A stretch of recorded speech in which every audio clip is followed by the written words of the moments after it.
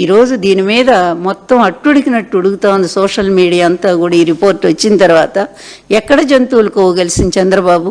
నీకు నిజంగా దమ్ము, ధైర్యము, సిగ్గు, మానం, అభిమానం ఏదైనా ఉంటే రా, వచ్చి రోడ్డు మీద నిలబడి. మొన్న మాట్లాడావుగా, ఆ రోజు అందరి ముందు మాట్లాడావు కదా, జంతువులు కోవగలిసి నిస్సిగ్గుగా.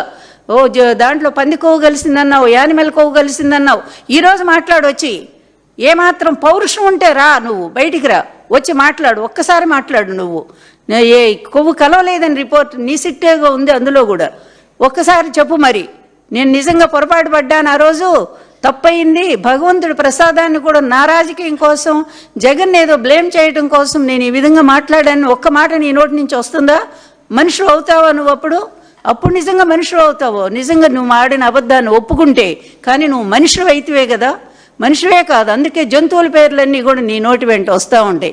అంటే ఆ జంతు ప్రవృత్తి, ఆ పశు ప్రవృత్తి, ఆ హీన ప్రవృత్తి అంతా కూడా నీ పుట్టుకతోనే వచ్చింది కనుకనే నువ్వు ఇంత హీనంగా మాట్లాడుతున్నావు, అబద్ధాలు సృష్టిస్తూ ఉన్నావు. అడుగడుగున గుళ్ళన్నీ నువ్వే కూలగొట్టిస్తావు నీ వాళ్ళ చేత. మళ్ళీ జగన్ మీద పెడతావు.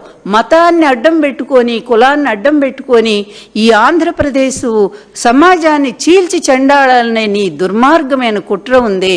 ఇంతవరకు ఏ శాడిస్టు కూడా రాజకీయ చరిత్రలో ఇలా చేయలేదు చంద్రబాబు. అది నువ్వు ఒక్కడివే చేయగలిగావు. ఎందుకంటే నువ్వు ఒక అసమర్థుడివి గనుక. నిన్నెవరూ ప్రజలు ఎప్పుడూ ఎన్నుకోలేదు. ఎప్పుడు ఎవరో ఒకళ్ళ కాళ్ళు పట్టుకొని వాళ్ళని వీళ్ళని బతిమలాడుకొని వచ్చి నువ్వు ఎప్పుడు గెలుస్తున్నావు. కానీ నీ గెలుపు అనేది ఏనాడు లేదు. ఇది వాస్తవమైన విషయం. అందుకనే నీ విషయం తెలిసే ఈ అబద్ధాలతో ప్రతిపక్ష నేతలందరూ అక్కడేమో ఓటుకు నోటు కేసులో దొంగలాగా దొరికిపోయి అర్ధరాత్రి హైదరాబాద్ వదిలి పారిపోయి వచ్చావు ఆంధ్రప్రదేశ్కి. ఇక్కడ ఎంత అల్లాడు, ఎటువంటి పరిస్థితుల్లో 10 ఏళ్ళు మనకు హక్కు ఉంటే దాన్ని కూడా నువ్వు వదిలేసి వచ్చి, అంటే నీ నీచమైన కార్యానికి అక్కడ కూడా ప్రభుత్వాన్ని పడగొట్టడానికి నువ్వు చేసిన భయంకరమైన కుట్ర కదా. ఆ కుట్రలో దొరికిపోయి దొంగలాగా ఏమన్నా సిగ్గుందా చంద్రబాబు? ఇన్ని పాపాలు చేస్తున్నావు, దొరికిపోతున్నావు. దొరికిపోయినా కూడా ఇంకా నవ్వుకుంటా సిగ్గు లేకుండా ఎట్లా తిరుగుతావు నువ్వు? మళ్ళీ అబద్ధాలు చెప్పుకుంటా తిరుగుతావు. ఎన్ని అబద్ధాలని ప్రచారం చేస్తావు? ఈరోజు ఈ రిపోర్టుకు నువ్వేం సమాధానం చెప్తావు?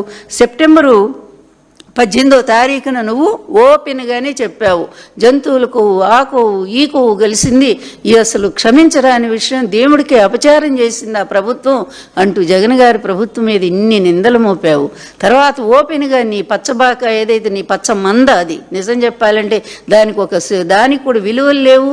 ఏ విధమైన సిగ్గు లేనటువంటి మీడియా ఒకటి ఉంది, వ్యవస్థ అంత దరిద్రపు వ్యవస్థను సర్వనాశనం చేయటానికి నువ్వేలా కంకణం కట్టుకున్నావు? నీ పచ్చ మందు కూడా, నీ పచ్చ మీడియా మందు కూడా అలాగే కంకణం కట్టుకున్నారు. అందరూ కలిసి ఈ వ్యవస్థను నాశనం చేయడానికి వచ్చారా మీరు? ఈ అబద్ధాలను ప్రచారం చేసి మరి ఈ విధంగా తప్పును ఒప్పును తప్పుగాను మంచి చేసిన వాళ్ళేనేమో పనికి మాలిన వాళ్ళు, తప్పు చేసిన వాళ్ళుగా చూపించడానికి వచ్చారా మీరు? కానీ చేస్తున్న తప్పులన్నీ మీయే కదా. ఈరోజు రాష్ట్రాన్ని లూటీ చేస్తున్నారు, ఎక్కడికక్కడ దోపిడీ చేస్తూ ఉన్నారు.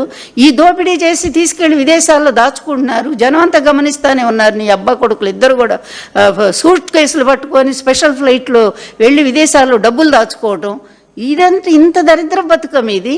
అంటే ఏం తక్కువైపోయిందని అంత దరిద్రులా మీరు? తినడానికి తిండి కూడా లేదా మీకు? హెరిటేజ్ పాలు అమ్ముకుంటే దాని నుంచి డబ్బులు రావట్లేదా? ఈ ప్రజల డబ్బే కావాల్సి వచ్చిందా? ఈ రాష్ట్రాన్ని లూటీ చేయాల్సి వచ్చిందా? దానికోసం మంచి చేసినటువంటి జగన్ గారి ప్రభుత్వాన్ని ఈ విధంగా బదనాం చేయాలా? చేయటం కోసం ఇలాంటి అబద్ధాలన్నీ నువ్వు సృష్టిస్తా పోతానే ఉంటావా? ఎన్నాళ్ళే సృష్టిస్తావు? ఎన్నాళ్ళు నీ బతుకు చెప్పు? ఎన్నాళ్ళు బ్రతకాలని? ఇంకా కూడా 100 ఏళ్ళు అయిన బ్రతకవు కదా. అదేవిధంగా వచ్చే గవర్నమెంట్ నీ చచ్చినా రాదు. అప్పుడు ఏంటి నీ బతుకు? నీ పాపాలన్నీ, నువ్వు చేసిన నేరాలన్నీ, నువ్వు చేసిన అవినీతి పనులన్నీ మొత్తం కూడా యమధర్మరాజు దగ్గర చిట్టాలాగా ఇక్కడ ఉండవా? రాష్ట్రంలో ఉండవా? వచ్చే ప్రభుత్వం దాన్ని పరిశీలించి నీకు తగిన శిక్ష విధించదా? ఇన్ని పాపాలు నువ్వు నీ కొడుకు జైలు పోరా? ఇవన్నీ ఆలోచించకుండా అడ్డదారిలో ఈ విధంగా నేనేదో చేస్తే చెల్లుబాటు అవుతుందనుకునే ధోరణిలో ఈరోజు నువ్వు సాగిస్తున్న ఈ నిరంకుశమైనటువంటి పరిపాలన, ఈ అబద్ధాల రాజ్యం ఎన్నాళ్ళో నిలవదనేటువంటి సత్యాన్ని నువ్వు గ్రహించకపోతే ఆ దేవుడు కూడా, ఇప్పుడు వెంకటేశ్వర స్వామి ఉన్నాడు కనుకనే ఆ దేవుడే బయట పెట్టాడు ఈ రిపోర్టుని, నీ పాపాన్ని బయట పెట్టినట్టు.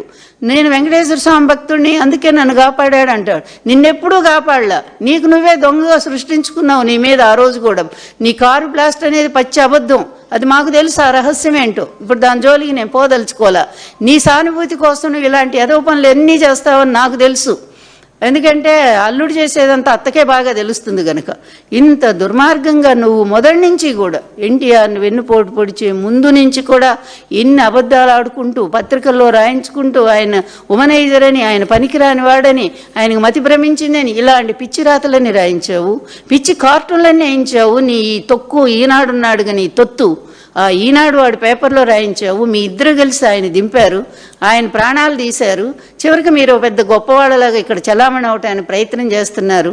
అడ్డదారిలోనే మీ రాజకీయ జీవితం అంతా ఇలాగే కొనసాగుతూ వచ్చింది. అడ్డదారిలోనే ఈనాడు, ఈ ఆంధ్రజ్యోతి, ఈ పత్రికలు కూడా అట్లాగే వచ్చినాయి. వీళ్ళ ముగ్గురు కలిసి ముగ్గురిని కూర్చిరా ముండదయ్యం అన్నట్టుగా చివరికి ఇట్లాంటి పరిస్థితిని తీసుకొచ్చి ఆంధ్ర రాష్ట్రానికి పెట్టారు. దేవుడితో ఆటలు మొదలు పెట్టారు మీరు. ఆ పాపం పరాకాష్ఠకు వచ్చిందని నేను అనుకుంటున్నాను. ఎన్నో రోజులు పట్టదు. ఈ పాపం ఆల్రెడీ బద్దలైంది, ఎన్నో బద్దలు అవుతూనే ఉన్నాయి. కొద్ది రోజుల్లోని ఈ పాపానికి తగినటువంటి మూల్యం నువ్వు చెల్లించ తప్పదు. కానీ ఇంకా సమర్థించుకోవటానికి ఇలాంటి పిచ్చి పిచ్చి అన్నీ వేయిస్తావా? సుబ్బారెడ్డి గారు ఇది, లేదా కరుణాకర్ రెడ్డి, జగన్ గారు వీళ్ళు దొంగలా?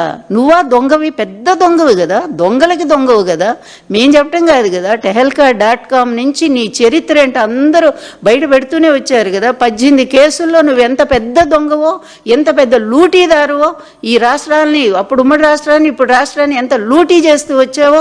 2 ఎకరాలు ఉన్నవాడివి ఎన్ని లక్షల కోట్లకి, 6 లక్షల కోట్లకి ఎగబడ్డావో. మళ్ళీ ఇప్పుడు 1,00,000 కోట్లకి టెండర్ వేసి ఇద్దరు అబ్బా కొడుకులు ఇద్దరు కూడా సంపాదించడానికి మొదలుపెట్టారు. ఇంత నీచమైన బతుకుతూ, ప్రజల మీద బతుకుతూ, ప్రజల రక్తాన్ని పీలుస్తూ, మళ్ళానేమో మంచి చేసినటువంటి ధర్మమూర్తులైనటువంటి జగన్ గారు లాంటి వాళ్ళనేమో ఇలా ఇష్టం వచ్చినట్టుగా కేసుల్లో ఇరికించడానికి ప్రయత్నం చేస్తాయి. ఇదా నీ 40 ఏళ్ల ఇండస్ట్రీ? ఇంత నీచమైన రాజకీయమా?